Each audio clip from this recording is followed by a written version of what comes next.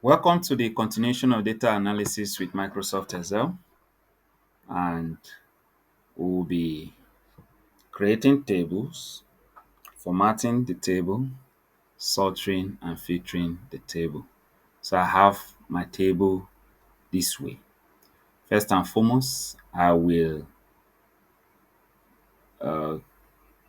increase the column. What I want to do first is that I will highlight this data and I will place my mount outlook in between two columns. And when I have my outlooks look this way, because I want to increase and get the exact cell width for each of the columns, I would double click and have a good cell width for all of my columns. And then if I want to create a table, I'll place my mouse. I'll place my mouse in any of the cell and then Control T, and then it select where's the data for your table. It select the entire data strictly, which is cell A1, cell A1 to cell A15 to cell E1 to cell E15. This is what we have. A1, you see, to E15, everything selected. And so I will click, my table has headers. If you look, I already have headers here. If I wasn't having headers, it will create the headers for me. So my table has headers. I wouldn't be removing it. And then I click OK. And this is my table. So I can name and change my table from here. I'll click sales table, and this is my table. This is how my table looks like. So I can apply styles, but eventually I don't like this style.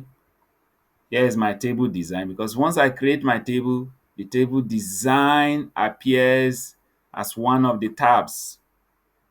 I can choose any design I feel I'm comfortable with, any of the designs. Let's say I choose this design,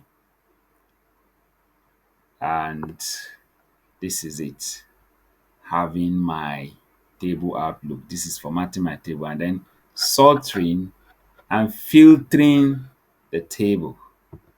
I can sort, you see, because the sorting and filtering drop down appears.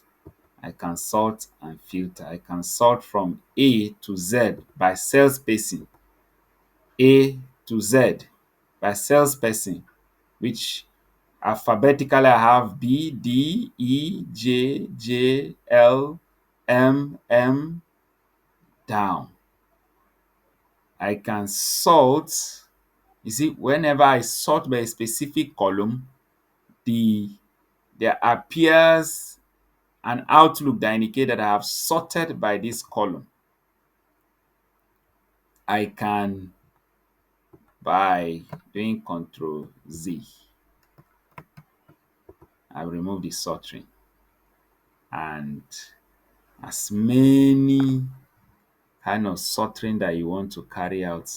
I can do a custom sort, by sort by column. I can choose by can sort by my unit, sort on cell value, or sort on cell color, or sort on cell font.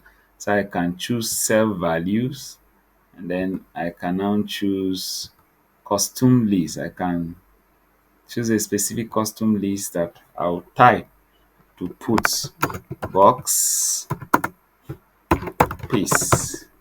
Then I can OK it and OK it.